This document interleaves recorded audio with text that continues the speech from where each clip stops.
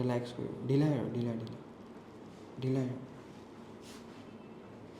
হাতটো নাৰিবা গাটো ঢিলাই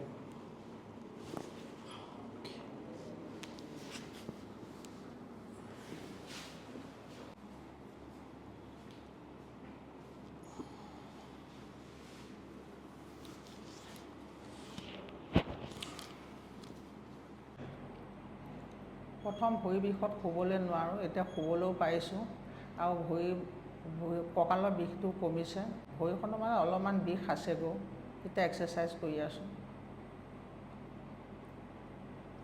মোৰ L4 L5ত অলপ প্ৰব্লেম আছিলে, কঁকালত বিষ আছিল, তাৰপৰা ভৰি দুইখন ভৰি টানে খুব হেৰি কৰিব নোৱাৰোঁ।